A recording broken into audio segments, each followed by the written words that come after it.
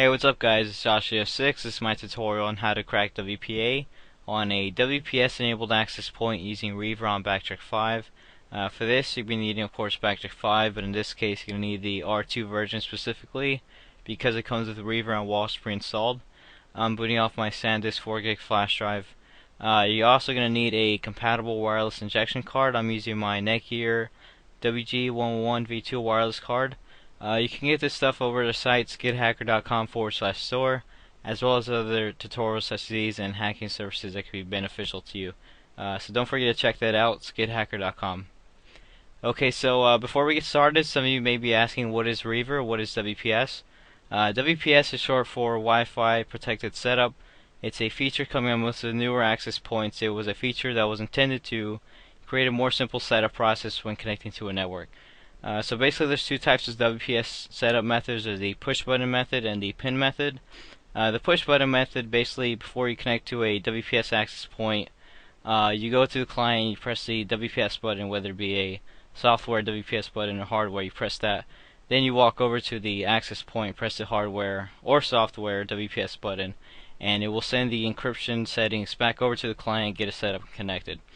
The WPS pin method is a 8-digit pin hard-coded to the access point. Basically you input that pin to the client trying to connect, and it will send the encryption settings back over to the client, get it set up and connected. Reaver attempts to brute force this pin method. The Reaver documentation says it could take anywhere from basically instant cracking to about 8 hours of brute forcing. Okay, so to get started, just open up a terminal and we're going to see what interfaces we have connected. To do that, just run airmon-ng, and my interface is WLAN 0. And to enable injection on it and monitor mode, just run airmon-ng start in your interface.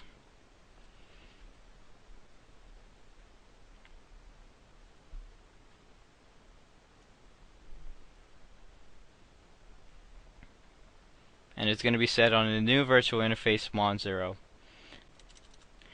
Okay, so many of you may be wondering, how do I know if there's a WPS exploitable access point around me? This is where Walsh comes in. It's a addition to Reaver. This tool finds WPS enabled access points. So we're just going to run it really quick.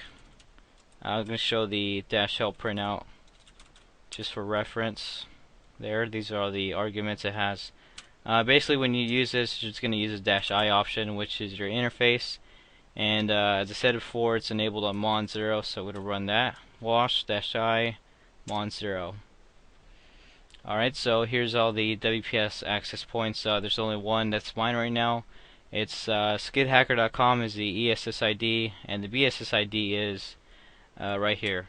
So basically, if a new one comes up, it'll populate there in real time. So to stop scanning, hit Control, hit C. Alright, so now to show Reaver, it's going to run the -help printout as well.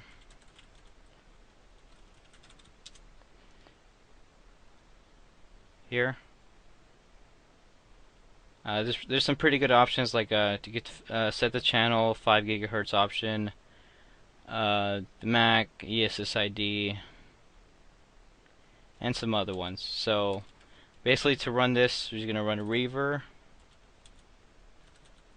-i, your interface, -mon 0 -b, and you go back up to where you scanned with Walsh here and copy the BSSID and paste it.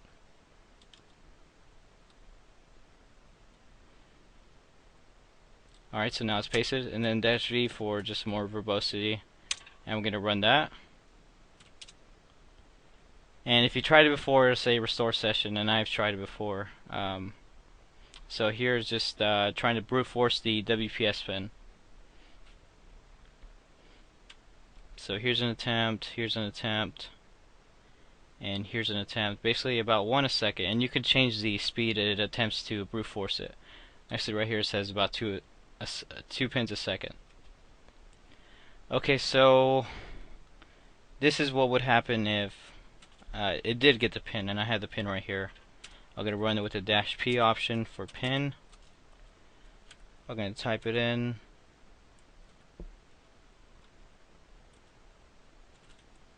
Alright, so here's the 8-digit pin. I'm going to run that.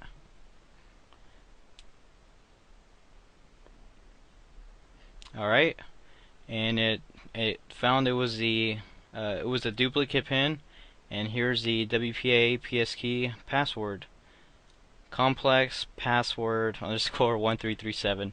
So what I like about this, no matter how complex the WPA password is, it's gonna crack it. It's not like normal WPA cracking where you need to dictionary attack or brute force if you have enough power.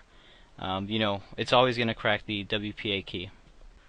Alright, so that's my tutorial on how to crack WPA on a WPS enabled access point using Reaver on Backtrack 5 R2. If you didn't find any WPS enabled access points in your area, don't forget to check out KB12K's tutorial on how to crack WPA the old school way with the handshake cracking. And also check out our WPA cracking service over at skidhacker.com/WPA crack. This is Josh306. Thanks for watching.